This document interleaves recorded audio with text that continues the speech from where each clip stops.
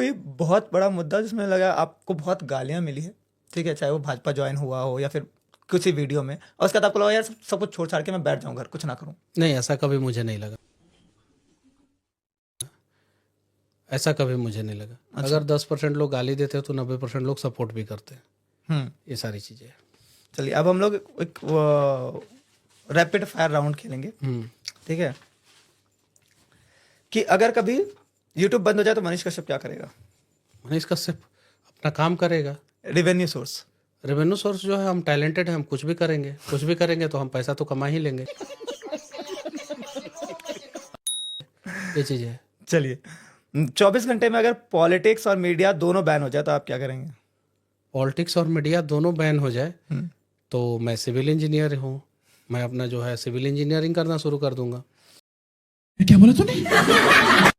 अच्छा, बिहार के किसी नेता को किसी नई नौकरी में फिट करना हो तो आप कौन से नेता को कौन से जॉब अलॉट करेंगे?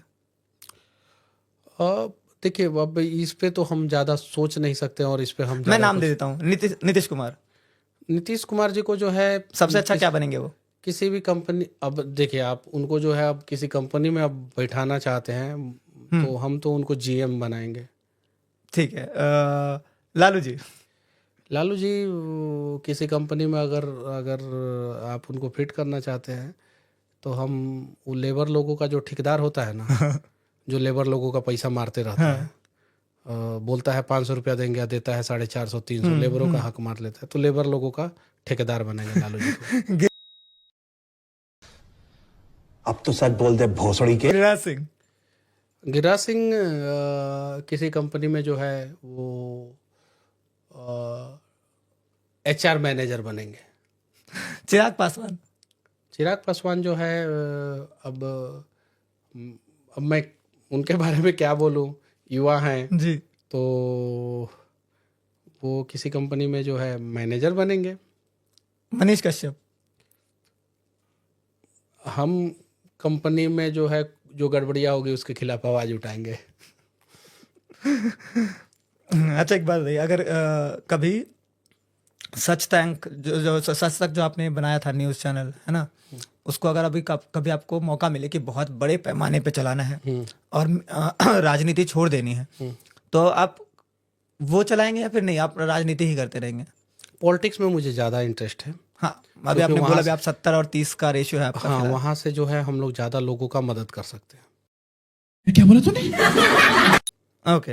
अच्छा, किसी दिन अगर आपको मतलब किसी नेता का असिस्टेंट बना दिया जाए, मतलब आप उनके ऑलमोस्ट सारी चीज़ें कर सकते हो, सब चीज़ों पे साइन भी करवा सकते हो, सब कुछ कर सकते हो, तो आप, चलिए मैं बोल रहा हूँ कि आप एक दिन के लिए सीएम ही बन जाए, तो आप सबसे पहला जो आपका, पहले असिस्टेंट वाला सवाल पूरा कर वो मेरा नेक्स्ट है वैसे। ठीक है, चलिए असिस्टेंट बन जाए तो आप कौन से नेता के असिस्टेंट बनना चाहेंगे? योगी जी के। क्यों? पसंद है। सही पकड़े हैं। पहले मतलब मुझे ये जाना था, चलिए इस पर क्रॉस क्वेश्चनिंग नहीं होनी चाहिए वैसे, बट ठीक है। चलिए तो बाकी मुझे सारे सवाल जितने मेरे थे मेरे पास तो अभी चीज़ें हो गई हैं। इसके अलावा जो मुझे, अगर आप अलाउ करें तो मुझे 2-4 और सवाल हैं। हाँ पूछिए। जी, क्योंकि आपने बोला कि योगी जी आपको बहुत पसंद है, और योगी जी कहीं ना कहीं वो हिंदुत्व वाले नेता हैं, है ना, और उन पर बहुत कुछ दूसरी पार्टियां जो हैं या बाकी है, क्योंकि आपके जो आइडल हैं, आपने खुद बोला अटल जी हैं, मेरे भी आइडल अटल जी थे। अटल जी के लिए बोला जाता था कि वो बहुत ही ऐसे नेता कि हर पार्टी उनको प्यार करती थी। उनके कविताओं को सुना कीजिए जी, खुद पता चल जाएगा कि वो कितने बड़े राष्ट्रवादी थे और कितने बड़े हिंदुवादी थे। नहीं, लेकिन राष्ट्रवादी और हिंदूवादी दोनों को एक साथ कैसे आप कर सकते हैं? अगर कोई हिंदूवादी नहीं है तो राष्ट्रवादी नहीं हो सकता। हिंदुवादी है वो राष्ट्रवादी होगा, जो राष्ट्रवादी है वो हिंदुवादी होगा। तो क्या अब्दुल कलाम जो थे वो राष्ट्रवादी नहीं थे? हिंदुवादी भी थे, बट उनका गीता मजहब पढ़ते थे। बट उनका मजहब अलग था। मजहब अलग होने का मतलब क्या है कि आप हिंदुओं को गाली दीजिएगा? चलिए, ये चीज है। गीता पढ़ते थे, महाभारत पढ़ते नहीं, थे, मैं हिंदू को गाली नहीं, लेकिन अगर मैं हिंदू संस्कृत पढ़ते थे, तो यानी सनातन में उनको विश्वास था। उनको पढ़ाने वाले कौन से लोग थे आप पता कर लीजिए। बिल्कुल, ये चीज है। अब और रामेश्वरम के रहने वाले थे, राम को मानते थे, यानी हिंदुवादी हैं। हाँ, अब दूसरे धर्म के भी हैं तो आप हिंदुवादी सनातनी हो सकते हैं।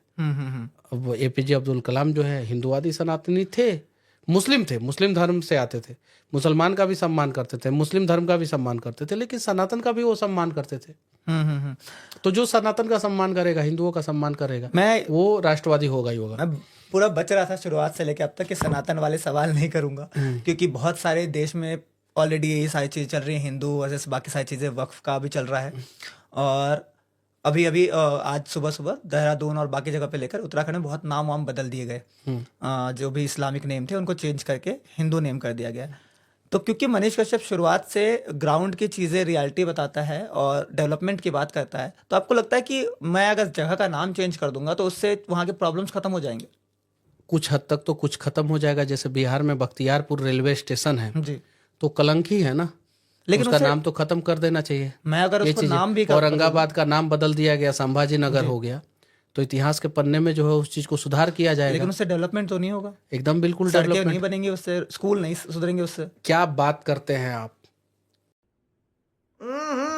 राजा जी अपनी शक्तियों का पूरा इस्तेमाल कर रहे हो। क्या बात करते हैं?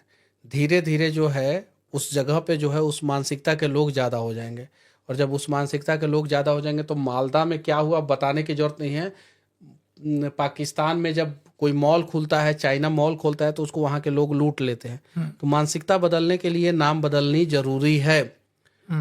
अगर मान लीजिए किसी जगह का नाम किसी चोर के नाम पे होगा, तो फिर वहाँ के लोग चोर होंगे, धीरे धीरे उसको आदर्श मानना शुरू कर देंगे। और किसी जगह का नाम जो है महान प्रतापी स्वतंत्रता सेनानी के नाम पे होगा, तो लोग जो है उस चीज से मोटिवेट होंगे। तो अच्छे जगहों का नाम जो है अच्छे महान क्रांतिकारियों के नाम पे होने चाहिए, ना कि जो मुगल आक्रमणकारी थे जो भारत को बर्बाद किए, जो आक्रमणकारी थे बख्तियार खिलजी जैसे लोग जो नालंदा विश्वविद्यालय में आग लगाएं, उनके नाम पे जो है किसी भी जगह का नाम नहीं होना चाहिए। तो राजा जी अपनी शक्तियों का पूरा इस्तेमाल कर रहे हो।